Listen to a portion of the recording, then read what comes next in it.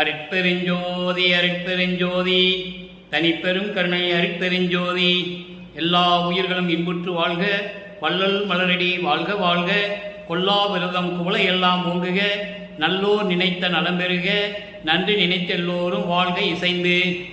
உலக மக்களே, அறிவார்ந்த அன்பர்களே, ஆண்மநேய ஒருமைப்பாடுடைய அன்பர்களே, வல்லப்பமான கல்லிய திருவருட்பாவில் 3ஆம் திருமுறையில் 5வது பதிகம் சல்லாவ வியன் மொழி என்ற பதிகத்தில் இருக்கின்ற பாடலுடைய விளக்கங்களை பார்த்து கொண்டிருக்கிறோம். இன்று 2வது பாடலுடைய விளக்கத்தை பார்க்க போகிறோம். இதற்கு முன்னால் 3ஆம் திருமுறையில் நாம் பார்த்த பாடலுடைய விளக்கங்களினுடைய சுருக்கம். இந்த பிரபஞ்சம் தோன்றிய காலத்திலிருந்தே சமயங்களும் மதங்களும் மார்க்கங்களும் சூழ்ந்திருந்தன. அந்த காலகட்டத்தில் நமது இறைவன் வல்லப்பமானவர்கள் ஒரு தாயின் வழியாக அருட்பெருஞ்சோதி ஆண்டவரால் வருவிக்க உற்று 9 ஆண்டுகள் வரையிலும் தான் யார் என்ற நிலை தெரியாத வகையில் இருந்து கொண்டிருந்தார்கள். 9 ஆண்டுகள் கழித்து, வருவிக்க உற்று 9 ஆண்டுகள் கழித்து இறைவன் ஆட்கொண்ட பிறகு அவருடைய மறைப்பு நிலை நீங்குகிறது. மறைப்பு நிலை நீங்கிய உடனே ஏன் வருவிக்க உற்றோம் என்ற நிலை மட்டும் அவருக்கு தெரிகிறது. வருவிக்க உற்றோம் என்ற நிலை மட்டும் தெரிகிறது. அப்போ சமரச சுத்த சன்மார்க்கம் இல்லை, அவருக்கு தெரியாது. சமயங்களும் மதங்களும் மார்க்கங்களையும் சூழ்ந்து கொண்டு இருந்த காலகட்டங்களில் இறைவனை எப்படி சமய வழிபாடுகளிலும் மதங்களும் மார்க்கங்களும் சொல்லிய நெறிகளிலும் இருந்து கொண்டார் என்பதை திருவருட்பாவிலே நமக்கு தெளிவாக அருளியிருக்கிறார்கள்.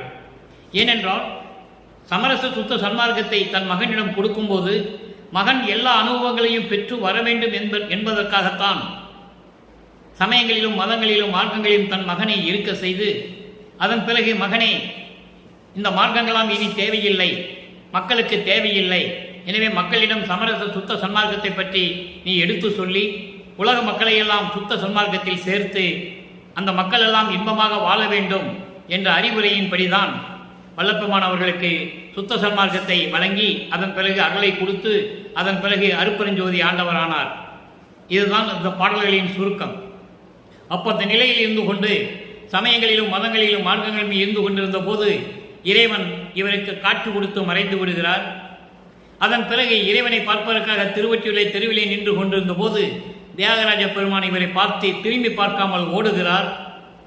ஏனென்றால் இன்னும் காலங்கள் இருக்கிறது, 51 ஆண்டுகள் இருக்கின்றன. அப்போ அந்த 51 ஆண்டுகளிலும் எப்படி தன் மகனை வரிசைப்படுத்த வேண்டும், சீர்படுத்த வேண்டும் என்ற நிலையில் அப்போது தெருவழியாக ஓடுகிறார். இவரும் பின்னாலேயே ஓடுகிறார். அந்த ஓட்டத்தை பிடிக்க முடியவில்லை. அதன் பிறகு மனம் வருத்தமடைந்து நாளையும் கிளிகளையும் தூது அனுப்புகிறார். எந்த பலனும் இல்லை. இப்படிப்பட்ட சூழ்நிலையில் இறைவன் மீண்டும் தேடி வருகிறார். அந்த நிலையை ஒரு காதலனுடைய அன்பு எப்படி இருக்கும்? காதலியை காதலன் தேடி வருவான். அப்போ அவர்கள் எப்படி இன்பமாக பேசிக் கொள்வார்கள்? அந்த நிலை என்ன என்பதை இந்த பதிகத்திலே நமக்கு நமது இறைவன் வல்லப்பமான் அருளி இருக்கிறார்கள். பாடலை நன்றாக கவனியுங்கள். சல்லாவ வியன்மொழி. சல்லாவ வியன்மொழி என்பது இன்பமிக்க உரையாடல். காதலனும் காதலியும் சந்தித்தால் எப்படி அந்த நிகழ்வு இன்பமாக இருக்குமோ அந்த நிலையில் இருந்து கொண்டு உலக மக்களுக்கு தெரிவிக்கிறார். முதலிலே பாடலை கவனியுங்கள். கச்சையிடுவார். இறைவனை உருவகப்படுத்துகிறார். சமயங்களும் மதங்களும் மார்க்கங்களிலும் இருக்கின்ற இறைவனை உருவகப்படுத்துகிறார். தியாகராஜ பெருமானை உருவகப்படுத்துகிறார். தியாகராஜ பெருமான், சிவபெருமான், நடராஜன், இப்படி பல பெயர்களிலே இறைவன் அழைக்கப்பட்டு வந்தார்கள். சமயங்களையும் மதங்களையும் மார்க்கங்களையும் சேர்ந்தவர்கள் அப்படித்தான் அழைத்து கொண்டிருந்தார்கள். அப்ப இறைவன் எப்படி இருந்தார்? கச்சையிடுவார். படவரவை கண்மூன்று உடையார். பட அரவு கண்மூன்று உடையார். அரவு என்பது பாம்பு, பட அரவு என்பது படம் எடுக்கும் பாம்பு, படம் எடுக்கும் பாம்பு என்பது நாகப்பாம்பு, விஷமுடைய நாகப்பாம்பு. 3 கன்றுடையார். வாமத்தில் பச்சையிடுவார். வாமத்தில் பச்சையிடுவார். ஒற்றியுளார். பரிந்து என் மனைக்கு பள்ளிக்கு உற்றார். பரிந்து என் மனைக்கு பள்ளிக்கு உற்றார். இச்சையோடு இச்சையிடுவார் உண்டோ என்றார். உண்டு என்றேன். நல்ல கவனிங்க. பரிந்து என் மனையில் பள்ளிக்கு உற்றார். இச்சையிடுவார் உண்டோ என்றார். உண்டு என்றேன். எனக்கு இன்று பிச்சை இடுவாய் என்றார். நான் பிச்சை இடுவேன் என்றேன். இது பாடல். அப்போ இறைவன் இவரை தேடி வருகிறார். அந்த நிலையை இந்த பாடலிலே நமக்கு வல்லப்பமானவர்கள் அருளியிருக்கிறார்கள். இந்த பாடலுடைய பதவுரை பாருங்க. கச்சை இடுவார். கச்சை இடுவார் என்பது கோமணம் கட்டி கொண்டிருப்பார். கோவணம், இடுப்பிலே கோமணம் கட்டி கொண்டிருக்கின்ற இறைவன். பட அரவை உடைய சூழ்ந்தவர், படம் எடுக்கும் பாம்பை கழுத்தில் அணிந்து கொண்டவர், கண் 3 உடையார், 3 கண் உடையவர் இறைவனை சொல்லுகிறார். வேதங்களும் ஆகமங்களும் சமயங்களும் மதங்களும் மார்க்கங்களும் இறைவனை இப்படிதான் உருவகப்படுத்தின. சிவபெருமான், நடராஜன், தியாகராஜப்பான் இவர்கள் எல்லாம் ஈஸ்வர தத்துவத்தை உடையவர்கள், சமய மார்க்கத்தை சேர்ந்தவர்கள், சமயங்களை சேர்ந்தவர்கள், சைவ சமயத்தை சேர்ந்தவர்கள். அதே போன்று வைண சமயத்தை சேர்ந்தவர்கள் திருமால், பிரம்மன், ருத்திரன் இல்ல, ருத்திரன் சைவ சமயத்தை சேர்ந்தவன். இந்திரன், பிரம்மன், திருமால், இந்திரன் வைஷ்ணவ சமயத்தை சேர்ந்தவர்கள். சௌரம், சூரியன் சமயத்தை சேர்ந்தவர்கள். கௌபாரம் முருகனை வழிபடுகின்றவர்கள், கௌபார சமயத்தை சேர்ந்தவர்கள். காணாபத்தியம் விநாயகனை அடிப்படையாக கொண்டு, விநாயகனை தலைவனாக கொண்டு அந்த சமயத்தை உருவாக்கினார்கள். சாதனம் அம்மனை உருவாக்கி மையமாக கொண்டு அந்த சமயத்தை உருவாக்கினார்கள். இப்படி சமயங்கள் உருவாகிவிட்டன. அப்ப இந்த சைவ சமயத்தை சேர்ந்த இவர் ஈஸ்வர தத்துவ தலைவர்களை எல்லாம் பல பெயர்களை அழைத்துக் கொண்டிருந்தார்கள். அதிலே ஒன்று தியாகராஜ பெருமான். தியாகராஜ பெருமான் என் மனைக்கு பலிக்கு உற்றார். வாமத்தில் பச்சை இடுவார். வாமம் என்பது இடது பக்கம், பச்சை இடுவார் என்பது பச்சை நிறமுடைய உமையாளை கொண்டவர். இடது பக்கம் உமையாளை ஏற்றுக்கொண்டவர். கண் 3 உடையார், கோமணம் கட்டி கொண்டிருப்பார், பாம்பை கழுத்தில் அணிந்து கொண்டிருப்பார், திருவொற்றியூரில் இருப்பார். ஒரு பெண்ணை இடது பக்கத்திலே ஏற்றுக்கொண்டுள்ளார், இடது பக்கத்திலே வைத்திருக்கிறார். பரிந்து என்றால் விரும்பி என் மனைக்கு பலிக்கு உற்றார். பலிக்கு உற்றார் என்பது பிச்சை எடுக்க வரார். பலி என்பது பிச்சை எடுப்பது. என் வீட்டிற்கு பிச்சை எடுக்க வந்தார். பிச்சை எடுக்க வந்தார். பிச்சை இடுவார் உண்டோ என்றார். இச்சை இடுவார் உண்டோ என்றார். சோறு கொடுக்க, அதாவது பிச்சை போடுவதற்கு ஆள் உண்டா என்று கேட்கிறார். உண்டு என்றேன். நான் உள்ள இருந்துட்டு சொல்றார், நான் உண்டு என்றேன். தன்னை பெண்ணாக உருவப்படுத்துகிறார். காதலனை வீட்டுக்கு வருகிறார். காதலன், காதலி வீட்டுக்குள்ள இருக்கிறார். அப்போ காதலன் காதலியை தேடி வருகிறார். இதுதான் கான்செப்ட். இது பாடலில் சொல்லுவது, தன்னை பெண்ணாக உருவப்படுத்தி சொல்லுவது, உலக மக்களுக்கு சொல்லுவது, இறைவன் என் வீட்டிற்கு என்னை தேடி வந்தார், பிச்சை வாங்குவதற்காக வந்தார்.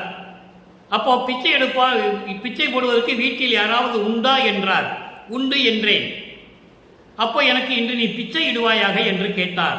நான் உனக்கு பிச்சை இடுகிறேன் என்று சொன்னேன். இது பதவுரை. இப்போ இந்த பாடலுடைய விளக்க உரை பாருங்க.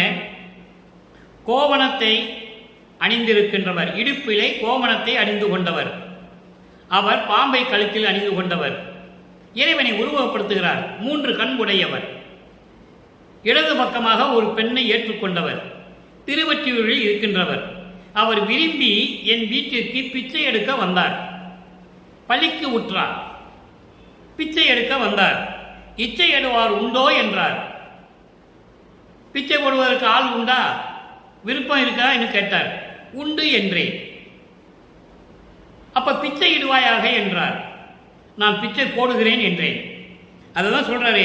3 கண்களை உடையவர், கோவணத்தை அணிந்து கொண்டவர், படம் எடுக்கும் பாம்பை அணிந்தவர், 3 கண்களை உடையவர், விரும்பி என் வீட்டிற்கு வந்து பிச்சை போடு என்றார். பிச்சை என்பது சோறு போடு என்றார். உமையாளை இடது பக்கமாக கொண்டவர், பிச்சையை சம்மதத்துடன் போட சாப்பாடு உண்டா என்றார்.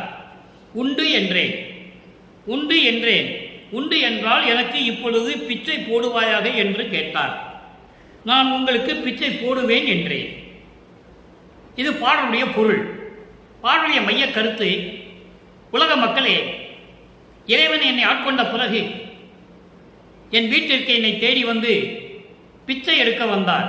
ஏனால் இறைவனை அப்படிதான் உருவப்படுத்தினார்கள். இதற்கு முன்னால் பார்த்த பதிகத்திலே உள்ளம் சொல்லும் அவரிடம், அவன் பிச்சை எடுக்கிறான், சாப்பிடுவதற்கு உணவு இல்லை, பிச்சை எடுக்கிறான், உடுக்க துணி இல்லை, கோமணத்தை கட்டி கொண்டிருக்கிறான். சுடுகாட்டிலே போய் பிணத்தினுடைய எரிந்த பிணத்தினுடைய சாம்பலை உடம்பெல்லாம் பூசிக்கொண்டிருக்கிறான். மண்டை ஓடுகளை மாலையாக அணிந்து கொண்டிருக்கிறான். அவனை நீ மணந்து கொண்டு என்ன பலனை அனுபவிக்கப் போகிறாய் என்று உள்ளம் சொல்லும். அந்த பாடலுடைய விளக்கங்கள்லாம் நாம் ஏற்கனவே பார்த்திருக்கிறோம். தாய் சொல்லுவது போல கூட ஒரு பாடல் உண்டு.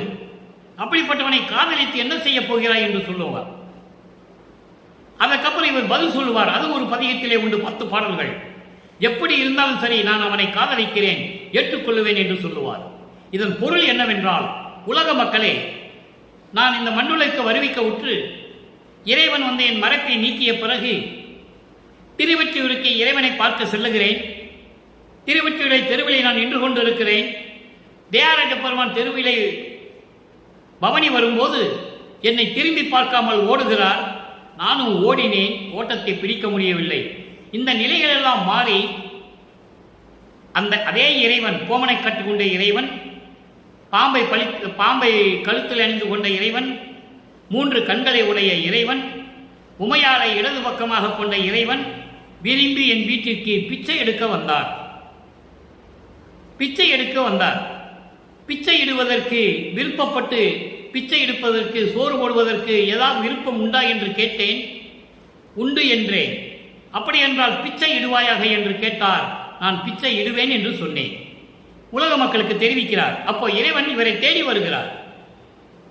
பிச்சை எடுக்கிற போன்று இவர் வீட்டுக்கு தேடி வருகிறார். இதான் கான்செப்ட், பாடலுடைய கான்செப்ட். அப்போ இறைவன் இவரை தேடி வருகிறார். இப்போ இதே பாடலுடைய நிலைகள் எல்லாம் மாறி மறைப்பு நீங்கிய பிறகு, சமரச சுத்த சன்மார்க்கத்தை கொடுத்த பிறகு எப்படி இறைவனை வேண்டுகிறார். இந்த நிலை மாற வேண்டும். இந்த நிலைகளெல்லாம் மாறி சமரச சுத்த சன்மார்க்கத்தில் இருந்து கொண்டு இறைவன் யார், அருட்பெருஞ்சோதி ஆண்டவர், அவரிடம் எப்படியெல்லாம் வேண்டுகிறார் என்பதை முடிவான விளக்கத்தை நாம் பார்க்க போகிறோம். சல்லாப வியன்மொழியில் இருக்கின்ற 2வது பாடலுக்கு சுத்த சன்மார்க்கத்தை பெற்ற பிறகு, ஏனென்றால் அந்த நிலைகளை விட்டு வந்து விடுகிறார். சமயங்களையும் மதங்களையும் மார்களும் தேவையில்லை என்ற நிலையை விட்டு வெளியே வருகிறார். சமரச சுத்த சன்மார்க்கத்தை பெற்ற பிறகு இறைவனை எப்படி வேண்டுகிறார், எப்படியெல்லாம் அருளை பெற்றுக் கொண்டார், இறுதியாக எப்படி ஆண்டவரானார், அருட்பெருஞ்சோதி ஆண்டவரானார், அந்த நிலையை நாம் பார்க்க போகிறோம். 6ஆம் திருமுறையிலே 14வது பதிகம் சிற்சபை விளக்கம். அங்கே திருவொற்றியூரில் இருக்கின்ற இறைவன் என்று சொல்லுவார், தியாகராஜ பெருமான் என்று சொல்லுவார், கோமணம் கட்டி கொண்டிருக்கிறார் என்று சொல்லுவார், பாம்பை கழுத்தில் அணிந்து கொண்டவர் என்று சொல்லுவார். அது சமயங்களையும் மதங்களையும் மார்க்கங்களையும் சார்ந்து இருந்த போது சுத்த சன்மார்க்கத்தை பெற்றவருடைய சிற்சபை விளக்கம் என்ன பாருங்க. அருள் விளக்கம், மெஞ்ஞான விளக்கம், 2வது பாடல். சல்லாப வியன்மொழிக்கு இருக்கின்ற முடிவான விளக்கம் இங்கே 2வது பாடல், சுத்த சன்மார்க்க விளக்கம். எஞ்சல் இன்றிய துயரினால் இடரால் இடுக்கு உண்டு. ஐயா, நின் இன்னருள் விரும்பி வஞ்ச நெஞ்சினேன் வந்து நிற்கின்றேன். வள்ளலே, உன்றன் மனக்குறிப்பு அறியே. அஞ்சல் என்று என்னை ஆட்கொள்ள வேண்டும். அப்பா, நின்னலால் அறிகிலேன் ஒன்றும். தஞ்சம் என்றவருக்கு அருள் வடலரசே, சத்திய சபை தனிப்பெரும்பதியே. இது பாடல். அப்ப சமயங்களையும் மதங்களையும் மார்க்கங்களையும் எல்லாம் நீக்கிய பிறகு அந்த நிலையிலிருந்து வெளியே வந்தாச்சு. அதில் ஒன்றும் இல்லைன்னு சொல்லிட்டார், அதெல்லாம் பொய். அப்போ இறைவன் எப்படி சொல்றார் பாருங்க. எஞ்சல் இன்றிய துயரினால் இடரால் இடுக்கு உண்டு. எஞ்சல் இன்றிய என்பது சொல்ல முடியாத அளவிற்கு துயரங்களினால், கவலையினால், இடர் என்பது கவலை, துயரினாலும் கவலையாலும் சிக்கிக்கொண்டு, இடுக்கு உண்டு என்பது சிக்கிக்கொண்டு. எப்போ சமயங்களிலும் மதங்களிலும் மார்க்கங்களிலும் இருந்தபோது அளவில்லாத துயரங்களையும் கவலைகளையும் அந்த நிலைகளெல்லாம் சிக்கிக்கொண்டு, ஐயா, நின் இன்னருள் விரும்பி. அப்ப நான் சிக்கிக்கொண்டு இருந்த போது அதை விட்டுட்டு சுத்த சன்மார்க்கத்துக்கு வந்தாச்சு. இப்போ நின் இன்னருள் விரும்பி. இன்னருள் விரும்பி என்பது எல்லா வல்லமையும் கொண்ட உன்னுடைய அருளை விரும்பி இந்த வஞ்ச நெஞ்சனேன், வஞ்சகம் கொண்ட இந்த மனமுடைய இவன் உன் முன்னால் வந்து நிற்கின்றேன். எங்கே? சத்தியஞான சபையில். வந்து நிற்கின்றேன். வள்ளலே உன்றன் மனக்குறிப்பு அறியே. அருட்பெருஞ்சோதியே, அருட்பெருஞ்சோதி ஆண்டவரே, என் தந்தையே, உன் மனதில் என்ன இருக்குது என்று எனக்கு தெரியவில்லை. அஞ்சல் என்று என்னை ஆட்கொள்ள வேண்டும். அஞ்சாத மகனே, நான் இருக்கிறேன். பயப்படாத மகனே, நான் இருக்கிறேன் என்று சொல்லி என்னை நீ ஆட்கொள்ள வேண்டும். அப்பா, நீ நல்லால் அருகிலேன் ஒன்றும். உன்னை தவிர எனக்கு வேறு ஒன்றுமே தெரியாதே. நான் அறிந்ததெல்லாம் நீ யார் என்று மட்டும்தான், உன்னை மட்டும்தான் நான் அறிந்து கொண்டேன். நின்னலால் அருகிலேன் ஒன்றும். உன்னை தவிர எனக்கு வேறு ஒன்றுமே தெரியாது. தஞ்சம் என்றவருக்கு அருளும் வடல் அரசை. வடல் அரசை என்பது வடலூரில் இருக்கின்ற சத்தியஞான சபையில் இருக்கின்ற அருட்பெருஞ்சோதி ஆண்டவரே, தஞ்சம் அடைந்தவருக்கு, தஞ்சம் என்றவருக்கு, உன்னை அடைக்கலம் அடைந்தவதற்கு. அடைக்கலம் அடைந்தவர் யார்? சத்தியஞான சபையிலே அருட்பெருஞ்சோதி ஆண்டவரிடம் அடைக்கலம் அடைந்தவர்கள். சமயங்களையும் மதங்களையும் மார்க்கங்களையும் விட்டுவிட்டு இறைவன் நமக்கு அருட்பெருஞ்சோதி ஆண்டவர் தான் என்ற நிலையில் கொலையும் புலையும் தவிர்த்து உயிர்களை கொலை செய்வது,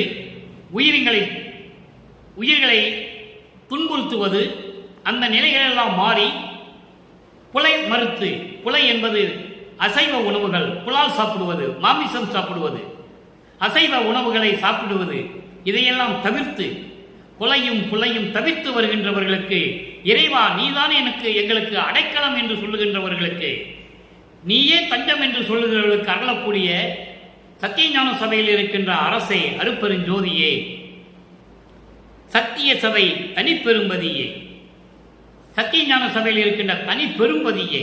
தனிப்பெரும்பதி என்பது யாரிடம் ஒப்பிட முடியாத எல்லா அருள் வல்லமைகளையும் பெற்றுக்கொண்டு ஆதியும் அந்தமும் இல்லா தோன்றிய இறைவன் அருட்பெருஞ்சோதி ஆண்டவரே என்று சொல்லுகிறார். ஆக நிலைகள் மாறுகிறது. சமயங்களையும் மதங்களையும் மார்க்கங்களையும் விட்டுவிட்ட பிறகு இறைவனிடம் எப்படி வேண்டுகிறார் என்பதை பார்த்து விட்டோம். அடுத்து பாருங்க, திருக்கதவம் திறத்தல், பதிகம் 18, திருக்கதவம் திறத்தல். இரண்டாவது பாடல். மணிக்கதவம் திறவாயோ, மறைப்பெல்லாம் தவிர்த்தே, மாற்று அறியா பொன்னே, நின் வடிவது காட்டாயோ. எப்படி கேட்கிறார் பாருங்க. அங்கே இறைவனை சமயங்களில் இருக்கும்போது எப்படி இறைவனை உருவகப்படுத்துகிறார் என்றால் அது காலத்தின் கட்டாயம். அப்படிதான் 4 யுகங்களிலும் நடந்து கொண்டிருந்தது. 4 யுகங்களிலும் சமயங்களும் மதங்களும் மார்க்கங்களும் தலை விரித்து ஆடிக்கொண்டிருந்தன. மக்களை அதை புகுத்தி மக்களை துன்புறுத்திக் கொண்டிருந்தது. அதன் நிலைகள் மாற வேண்டும் என்பதற்காக தானே நமது இறைவன் வருவிக்க விட்டார். அப்போ இங்க சொல்றார் பாருங்க, மணிக்கதவம் திறவாயோ, மறைப்பெல்லாம் தவிர்த்தே, மாற்று அறியா பொன்னே, நின் வடிவது காட்டாயோ. கணக்கறியா கணிக்கு அறியா பெருநிலையில் என்னோடு நீ கலந்து கரை கடந்த பெரும் போகம் கண்டிட செய்யாயோ. தனிக்கு அறியா காதல் மிக பெருகின்றது அரசே, தாங்க முடியாது இனி என் தனி தலைமைபதியே. திரிக்க கலை ஆதியை எல்லாம் பணிக்க வல்ல சிவமே. சிவன் வேறு, சிவம் வேறு. ஏற்கனவே இதுக்கு விளக்கம் நான் கொடுத்திருக்கிறேன். சிவமே என்பது அருட்பெருஞ்சோதியே, சாதியும் மதமும் சமயம் கடந்த இறைவன். அருட்பெருஞ்சோதியே, சித்த சிகாமணியே, திருநட நாயகனே. இது பாடல். இப்ப இந்த பாடலுடைய விளக்கம் பாருங்க. மணிக்கதவம் திறவாயோ, அருளுடைய உன் உள்ளத்தை திறந்து காட்டுவாயா, உள்ளத்திலே என்னை சேர்த்துக் கொள்ளுவாயா. மறப்பையெல்லாம் தவிர்த்தே, மறப்பை என்பது அறியாமை. சமயங்களிலும் மதங்களிலும் மார்க்கங்களிலும் மாட்டிக்கொண்டு அறியாமையையும் மாயைகளையும் மயக்கங்களையும் தெரிந்து கொண்டிருந்தவற்றையெல்லாம் நீக்கி மாற்றறியா பொன்னே, இறைவனை அருட்பெருஞ்சோதியே, நின் வடிவது காட்டாயோ. உன்னுடைய வடிவத்தை எனக்கு காட்ட மாட்டாயா? உன்னுடைய அருட்பெருஞ்சோதியை வடிவத்தை ஜோதியை எனக்கு காட்ட மாட்டாயா? கணிக்கறியா பெருநிலையில், சொல்ல முடியாத அளவிட முடியாத பேரின்பமாக அந்த பெருநிலையில், பெருநிலை என்பது கடவுள் நிலை, இறைநிலை, அந்த பேரின்பமான பெருநிலையில் என்னோடு நீ கலந்து கரை கடந்த பெரும் போகம் கண்டிட செய்யாயோ. கரை கடந்த மாயைகளை எல்லாம் கடந்த அந்த பேரின்பம் கொண்டு இன்பமாக இருக்க நீ என்னை செய்ய மாட்டாயா? என்னுடன் நீ கலந்து கொள்ள மாட்டாயா? தனிக்கு அறியா உள்ளத்தில் அளவில்லாத காதல் மிக பெருகின்றது அரசே. உன்னை நினைக்கும் போது உள்ளத்தில் அளவு கடந்த காதல், அன்பு, மாகாதல் உள்ளத்தில் பெருகுகின்றது, பொங்கி வழிகின்றது அரசே. அருட்பெருஞ்சோதியே, இனிமேல் தாங்க முடியாது, பொறுக்க மாட்டேன், சகித்துக் கொள்ள மாட்டேன் என் தனி தலைமைப்பதியே. அருட்பெருஞ்சோதி ஆண்டவரே, திணிக்க கலையாதியை எல்லாம் பணிக்க வல்ல சிவமே. இந்த ஆரணங்களும் ஆகமங்களும், ஆரணங்கள் என்பது வேதங்கள், ஆகங்கள் என்பது சிவநெறி நூல்கள். இந்த நூல்களெல்லாம் ஆதியை எல்லாம், இந்த எல்லாமே, அதாவது வேதங்கள், ஆகமம் முதல் எல்லா நூல்களும் வணங்கக்கூடிய அருள் வல்லமை படைத்த அருட்பெருஞ்சோதியே, பணிக்க வல்ல சிவமே, எல்லாம் உன்னை வணங்குகின்றன. ஆரணங்களும், அதாவது வேதங்களும் ஆகமங்களும் மற்ற நூல்கள் எல்லாம் உன்னை வணங்குகின்றன. அப்படி அருள் வல்லமை படைத்த அருட்பெருஞ்சோதியே, சித்த சிகாமணியே, திருநட நாயகனே, என் உள்ளத்தில் அமைந்த தலைவனே. சித்த சிகாமணி என்பது என் உள்ளத்தில் அமைந்த, என் உள்ளத்தில் விளங்குகின்ற, என் உள்ளத்தோடு கலந்து கொண்ட சித்த சிகாமணியே, என் உள்ளத்தில் அமைந்த தலைவனே, சமரச சுத்த சன்மார்க்க தலைவனே, திருநட நாயகனே, அருள் நடனம் செய்து கொண்டு நாயகனாக விளங்கி கொண்டிருக்கின்ற அருட்பெருஞ்சோதியே என்று சொல்லி இந்த பாடலை நமக்கு அருளியிருக்கிறார்கள். ஒரே ஒரு விளக்கம், இறுதியான விளக்கம். சுத்த சன்மார்க்கத்துக்கு பெற்ற பிறகு இறைவனிடம் இப்படியெல்லாம் கூறிவிட்டு எப்படி அருளை பெற்றுக் கொண்டார்? மெய்யருள் வியப்பு. மெய்யருள் வியப்பிலே 12வது பாடல். அங்கே சல்லாவ வியன்மொழியிலே 2வது பாடலிலே இறைவன் வீட்டுக்கு வருவார், பிச்சை எடுக்க வந்தார், பிச்சை போட மனம் இருக்கா என்று கேட்டார், உண்டு என்றேன். பிச்சை இடுவாய் என்று கேட்டார், நான் பிச்சை இடுவேன் என்று சொன்னேன். இந்த நிலையை தான் அங்கு சொல்லுவார். சுத்த சன்மார்க்கத்தை பெற்ற பிறகு, அருளை பெற்ற பிறகு எப்படி அருளை பெற்றுக் கொண்டார்? மெய்யருள் வியப்பு 12வது பாடல். உன்னை மறக்கில் எந்தாய் உயிர் என் உடம்பில் வாழுமோ, உன்பால் அன்றி பிறர்பால் எந்தன் உள்ளம் சூழுமோ, என்னை கொடுக்க வாங்கிக் கொண்டது என்ன கருதியோ, என்னை கொடுக்க வாங்கிக் கொண்டது என்ன கருதியோ, எந்தாய் நின்னை கொடுக்க என்பால் இன்று வருதியோ. இது பாடம். அதாவது உன்னை மறக்கில் எந்தாய், உன்னை மறக்க வேண்டும் என்றால் என் தாயே, என் உயிர் உடம்பில் வாழுமோ, எந்நேரமும் உன்னை தான் நினைத்துக் கொண்டிருக்கிறேன். உன்னை மறக்க வேண்டும் என்று நான் நினைத்தால் என் உடலில் உயிர் வாழுமோ, உன்பால் அன்றி பிறர்பால் எந்தன் உள்ளம் சூழுமோ. இந்த பிரபஞ்சத்திலே உன்னை தவிர பிறரிடம் என்னுடைய உள்ளம் போய் சேருமா? வேற என் உள்ளத்தில் வேற யாரையாவது நான் நினைக்க முடியுமா? உன்னைத்தானே நினைத்துக் கொண்டிருக்கிறேன். சதா நேரமும் மற்றவர்களை நான் நினைத்து பார்ப்பதில்லை. தெளிவா சொல்லுவார், மறக்க மாட்டேன், உன்னை மறக்க மாட்டேன், மற்ற தெய்வங்களை மதிக்கவும் மாட்டேன். தெளிவா சொல்லுவார். இந்த நிலையில் இருக்கும்போது உன்னை தவிர நான் வேறு யாரிடமும் செல்வதில்லை. என்னை கொடுக்க வாங்கிக் கொண்டது என்ன கருதியோ. என்னை கொடுக்க என்பது என் உயிர், என் உடல், என் பொருள் எல்லாவற்றையும் நான் கொடுக்க நீ வாங்கிக் கொண்டது என்ன நினைத்தோ என்று எனக்கு தெரியவில்லை. நான் கொடுத்து விட்டேன். என் உடல், உயிர், பொருள் எல்லாவற்றையும் நான் உன்னிடம் கொடுத்து விட்டேன். அதை நீ வாங்கிக் கொண்டாய். என்ன நினைத்து வாங்கிக் கொண்டாய்? அடுத்து சொல்றார் பாருங்க, எந்தாய் தாய் உள்ளம் கொண்ட எனது இறைவனே, என் தந்தையே, அருட்பெருஞ்சோதியே, நின்னை கொடுக்க என்பால் இன்று வருதியோ, உன்னை என்னிடம் கொடுக்க நீ இன்று வருவாயா என்று கேட்கிறார். அப்போ உன்னுடைய உடல், உன்னுடைய உயிர், உன்னுடைய பொருள் எல்லாம் என்னிடம் கொடுக்க இன்று வருவாயோ என்று கேட்கிறார். ஆக முதல்ல இவர் கொடுத்துட்டாரு, அவர் வாங்கிக்கிட்டார்.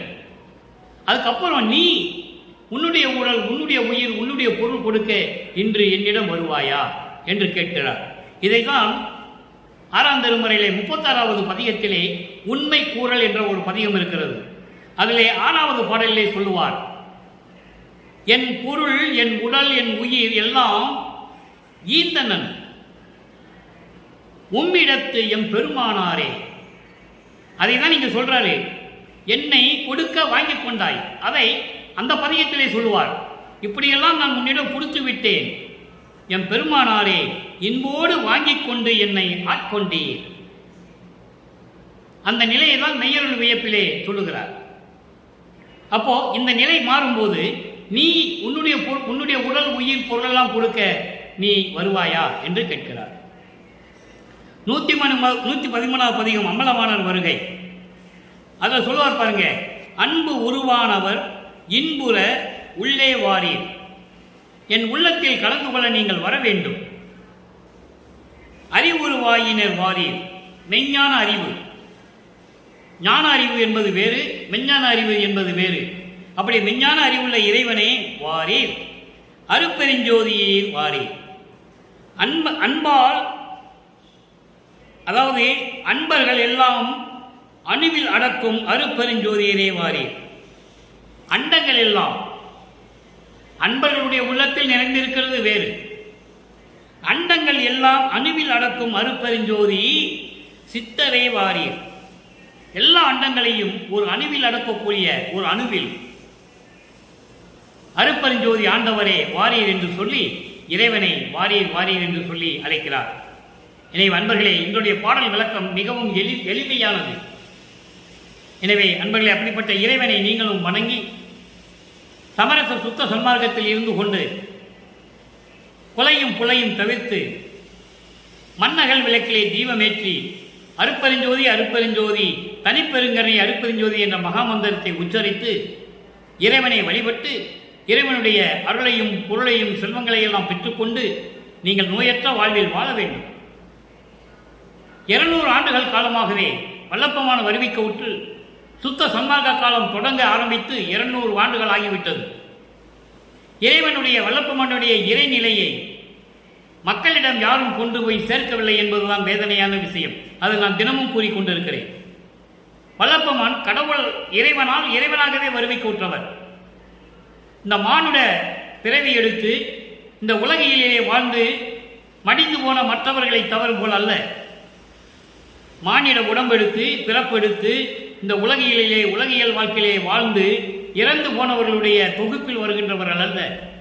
அவர் மரணமில்லா பெருவாழ்வில் இருந்து கொண்டிருக்கின்ற இறைவன், ஒவ்வொரு யுகத்திலும் இருந்து கொண்டிருக்கின்ற இறைவன். எனவே அப்படிப்பட்ட இறைவனை வணங்கி நீங்கள் எல்லா செல்வங்களையும் பொருள்களையெல்லாம் பெற்று வளமோடு வாழ இறைவனுடைய தயவோடையும் கருணையோடையும் வாழ்த்தி விடைபெறுகிறேன். இந்த வள்ளலார் ஊழியன். மீண்டும் நாளை சந்திப்போம். அருட்பெருஞ்சோதி அருட்பெருஞ்சோதி தனிப்பெரும் கருணை அருட்பெருஞ்சோதி. நன்றி, வணக்கம்.